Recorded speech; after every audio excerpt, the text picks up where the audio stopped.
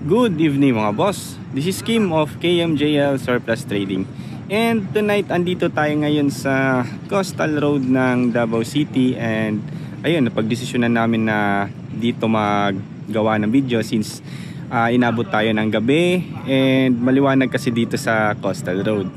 So ayun, yung unit natin ngayon is DA64V manual 4x4 K60 engine non-turbo.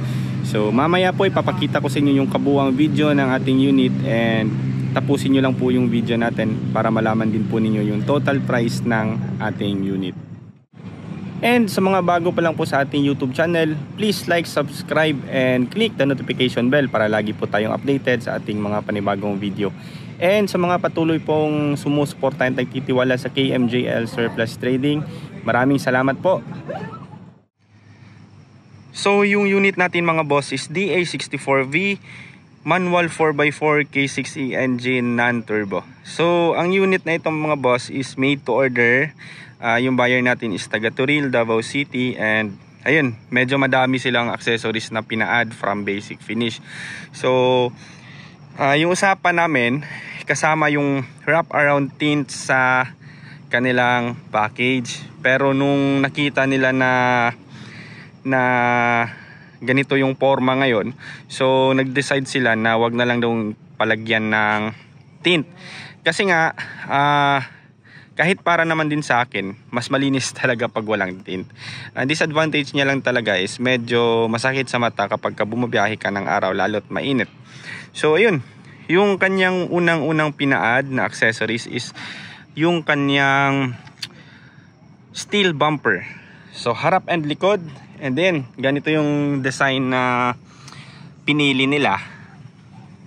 And then, pumili din sila ng TE37 design na rims, 13s with tires. So, brand new po yan. And kasama na din po sana sa package nito is ang roof carrier. Pero nakapag-decide sila after na wag na lang daw ipatuloy ang roof carrier. So, dito po sa amin mga boss, sa mga ganyan sitwasyon, kahit ano pong gusto ninyo, basta kung saan po kayo komportable, gagawin naman namin and susundin. So sa made to order po, kayo po talaga yung masusunod. Yun. And so interior niya mga boss, nagpa-add po sila ma'am ng upholstery, upuan. So ayan, ito po yung color and design na kinuha nila. So light gray and dark gray. So nagpalagay din po sila ng upholstery sa ceiling.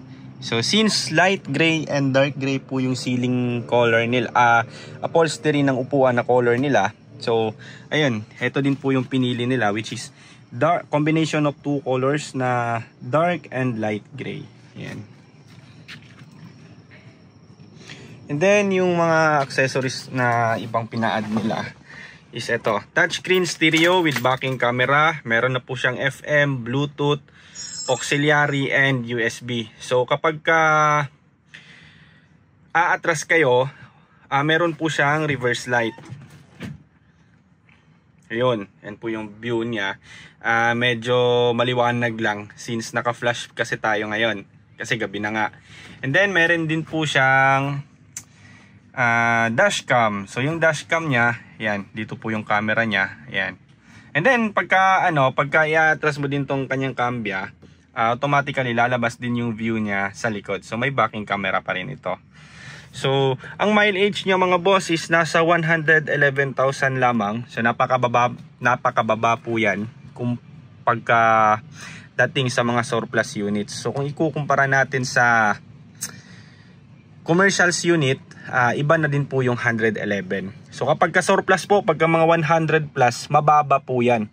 So ulitin ko lang po, huwag po nating ikumpara yung mileage ng surplus sa commercial. Kasi minsan yung mga surplus mga boss, minsan may umaabot ng 200, 250, 300, but still in working condition. So good condition yung mga kahit matataas yung mileage. Depende na lang po sa remarks ng checklist sa Japan.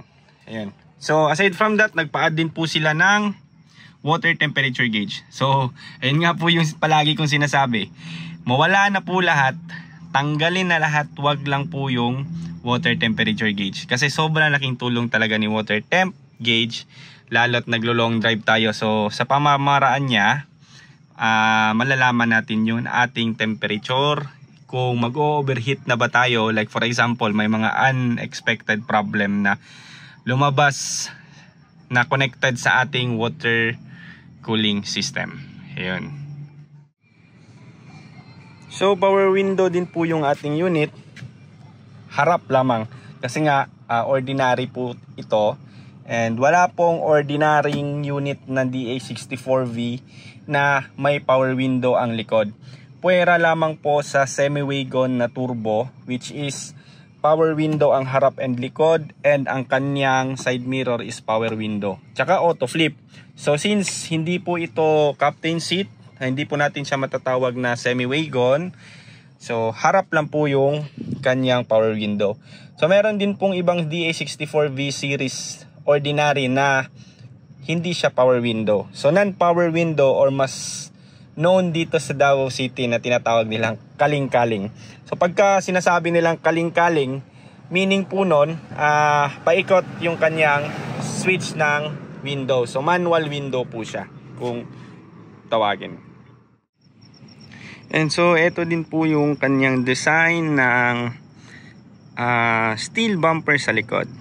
Ayan, so napaka ganda po tingnan, and laking tulong din po yan, lalo't halimbawa may carrier kayong nilagay sa taas, and then maglalagay kayo ng groceries. So dyan po tayo aapak para maabot natin yung carrier. At the same time, parang safety features na rin, kasi just in case may makabunggo sa inyo sa likod, so yan pong steel bumper ang unang-unang matatamaan and protection ng inyong unit.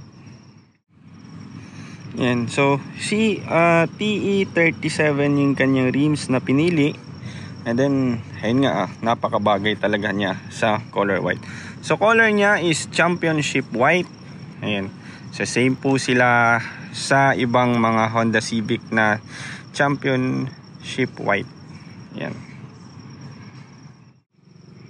So ito po yung kabuuang view niya sa likod, from mga upholstery side pads, upholstery sa likod, and ceiling. Ayan.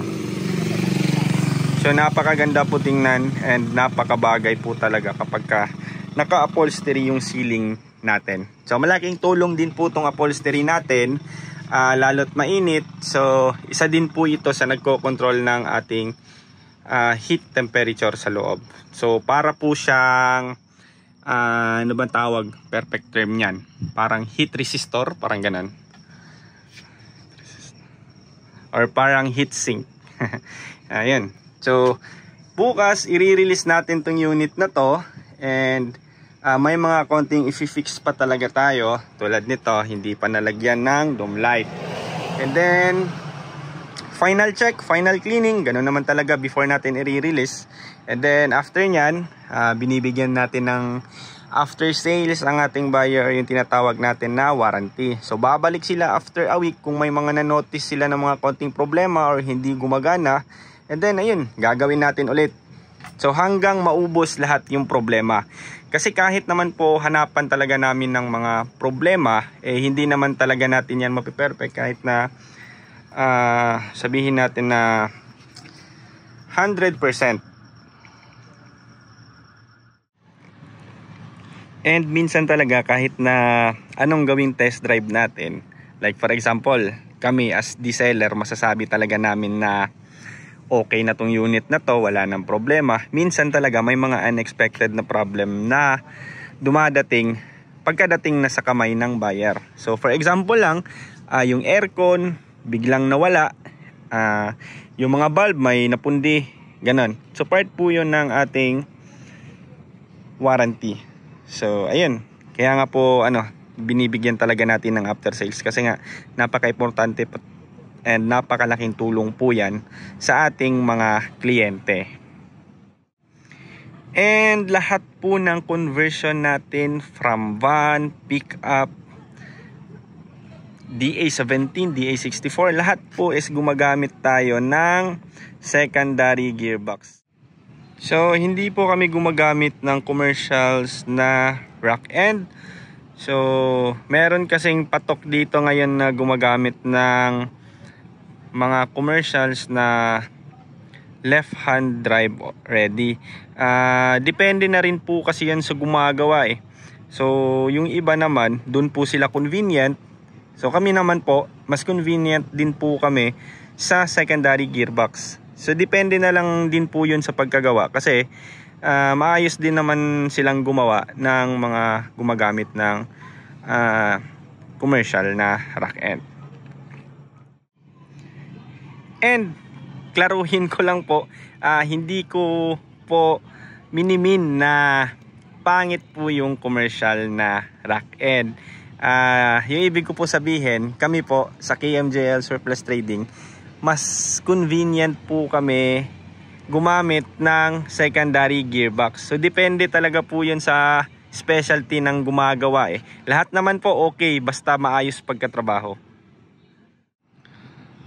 So presyo po, umabot po itong unit natin na manual 4x4 with this accessories. Umabot po siya ng 250,000 pesos only. Take note po, manual 4x4 po ito, hindi po siya matic 4x2. So alam nyo naman kapag ka manual 4x4 mas mahal talaga kumpara natin sa matic kahit na 4x4 matic. Mula po sa KMJL Surplus Trading, nagpapasalamat po kami sa patuloy ninyong pagsusuporta sa ating YouTube channel. Abangan nyo po yung mga susunod nating vlog, lalo na yung mga unit natin sa Luzon na i-release. Maraming salamat po.